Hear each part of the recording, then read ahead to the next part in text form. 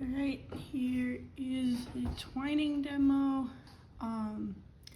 So I'm gonna use this one thread that I already have active on my weaving as my first twining thread, so I'm just gonna loop that around the first warp, and that is gonna be my first thread. If you don't have something on there already, you can just take another string and wrap it behind just the same way and let it hang like that. This is gonna be my second thread, so I'm gonna take that into my second warp, leave it hanging right there, and I'm gonna pick up that first string, move it over, never under, always over the second string and behind the third warp.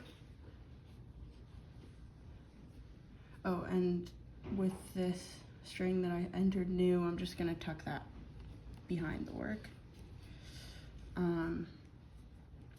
Picking up my second color and moving it again, crossing over and into my fourth, just going down the line like that, up, over, and behind, creating that twist, making sure that it's nice and tight. And just pull on each string equally to kind of make sure it's as tight as it can be without bringing the edge in too much. Just going.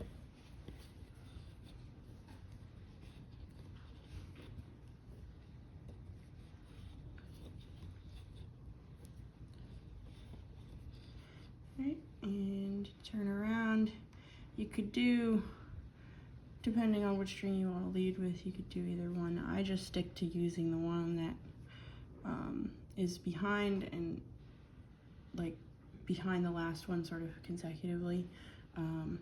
And I actually, for the turnaround, I do cross it under just because it keeps it a little neater behind. And now I'm picking up the white again, over and through, over and through.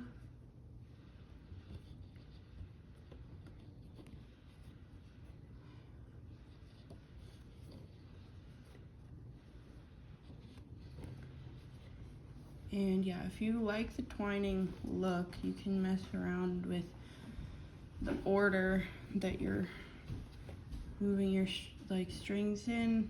You can create slightly different patterns.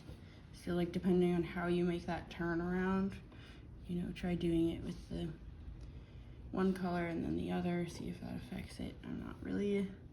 Haven't experimented a ton, but there are definitely possibilities that I'm not really sure of. But just the basic twining, it's just making sure that you're getting that structure. The patterning is less important. I also often I use one color for most of my twining because I don't tend to want to have it show up. Just depends on the look that you want. I tend to just blend it into whatever weaving was below. So I would have just done in 2 white strings, and you would barely see the difference. Okay, when you get to the end of where you want to go, depending on if this is twining to begin your piece, you can just go ahead and start weaving with whichever color you want to weave with, or just tuck it behind and start a new string.